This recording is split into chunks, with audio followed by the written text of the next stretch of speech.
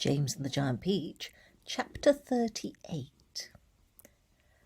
5 minutes later, they were all safely down, and James was excitedly telling his story to a group of flabbergasted officials, and suddenly everyone who'd come over on the Peach was a hero.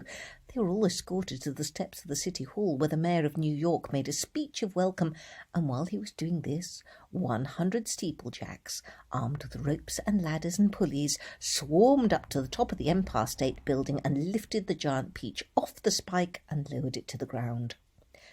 Then the Mayor shouted, "We must now have a ticker-tape parade for our wonderful visitors."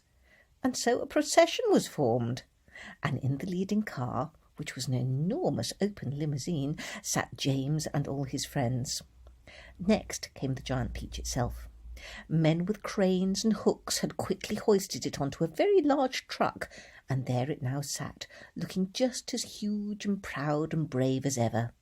There was, of course, a bit of a hole in the bottom of it where the spike of the Empire State Building had gone in, but who cared about that? Or indeed about the peach juice that was dripping out of it onto the street. Behind the Peach, skidding about all over the place in the peach juice, came the Mayor's limousine, and behind the Mayor's limousine came about 20 other limousines, carrying all the important people of the city. And the crowds went wild with excitement. They lined the streets and they leaned out of the windows of the skyscrapers, cheering and yelling and screaming and clapping and throwing out bits of white paper and ticker tape, and James and his friends stood up in their car and waved back at them as they went by. Then a rather curious thing happened. The procession was moving slowly along Fifth Avenue when suddenly a little girl in a red dress ran out from the crowd and shouted, "Oh, James, James, could I please just have a tiny taste of your marvellous peach?" "Help yourself," James shouted back. "Eat all you want. It won't keep forever anyway." No sooner had he said this than about 50 other children exploded out of the crowd and came running onto the street. "Can we have some too?" they cried. "Of course you can," James answered. "Everyone can have some." The children jumped up onto the truck and swarmed like ants all over the Giant Peach, eating and eating to their heart's content. And as the news of what was happening spread quickly from street to street, more and more boys and girls came running from all directions to join the feast.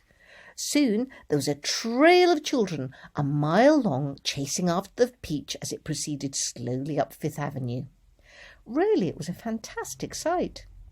To some people it looked as though the Pied Piper of Hamelin had suddenly descended upon New York, and to James, who had never dreamed that there could be so many children as this in the world, it was the most marvellous thing that had ever happened.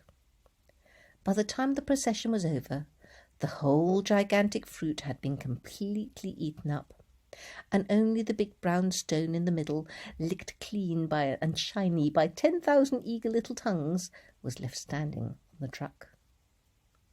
Chapter 39. And thus the journey ended. But the travellers lived on.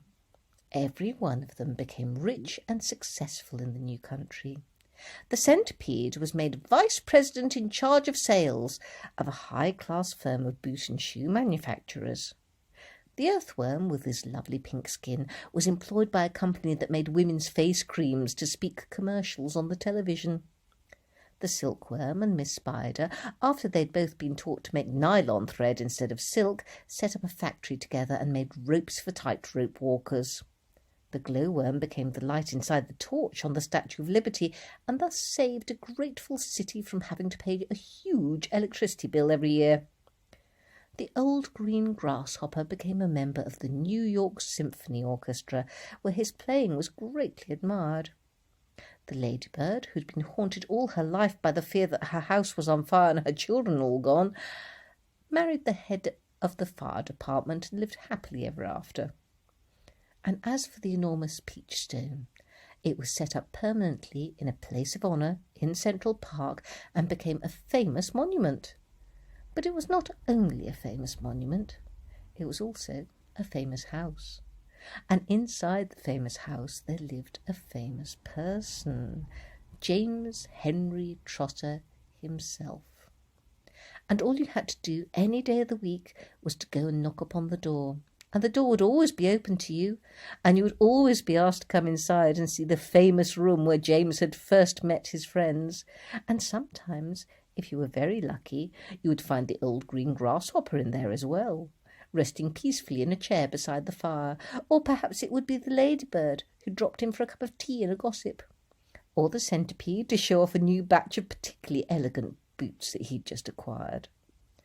Every day of the week, hundreds and hundreds of children from far and near came pouring into the city to see the marvellous Peachstone in the park. And James Henry Trotter, who once, if you remember, had been the saddest and loneliest little boy that you could find, now had all the friends and playmates in the world. And because so many of them were always begging him to tell and tell again the story of his adventures on the Peach, he thought it would be nice if one day he sat down and wrote it as a book. So he did. And that is what you've just finished reading. The end.